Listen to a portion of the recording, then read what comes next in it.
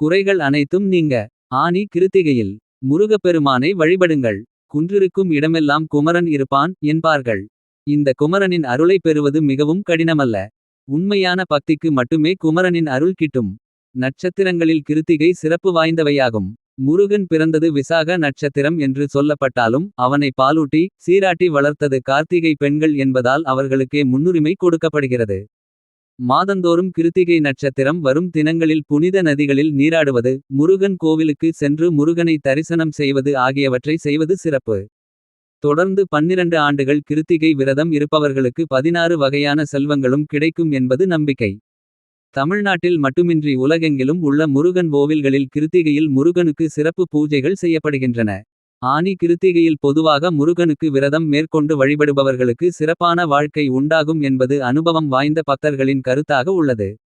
வழிபடும் முறை: ஒவ்வொரு மாதத்திலும் முருகப்பெருமானுக்கு உகந்த நட்சத்திரமாகிய கிருத்திகை நட்சத்திரத்தன்று முருகப்பெருமானை நினைத்து விரதம் மேற்கொண்டால் முருகனின் அருள் கிடைக்கும் என்பது ஐதீகம்.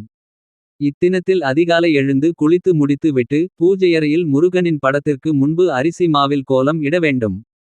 பின்பு முருகனின் படத்திற்கு நெய் தீபமேற்றி பூக்கள் மற்றும் பழங்களை நிவேதனம் செய்ய வேண்டும். வீட்டில் இருப்பவர்கள் கந்த சஷ்டி கவசம், ஷண்முக கவசம், முருக காயத்ரி மந்திரம், மூல மந்திரம் போன்றவற்றை பாராயணம் செய்யலாம். முடிந்தவர்கள் இந்த தினம் முழுவதும் காலை முதல் மாலை வரை உணவு ஏதும் உண்ணாமல் முருகனுக்கு விரதம் இருப்பது சிறப்பு. மாலையில் வீட்டில் அல்லது வீட்டிற்கு அருகாமையில் உள்ள முருகன் கோவிலுக்கு சென்று முருகனை வழிபட்ட பின்பு பால் பழம் சாப்பிட்டு கிருத்திகை விரதத்தை நிறைவு செய்யலாம். கிருத்திகை விரதத்தின் சிறப்பு: கிருத்திகை நட்சத்திரம் முருகப்பெருமானுக்கு உரிய நட்சத்திரம் ஆகும்.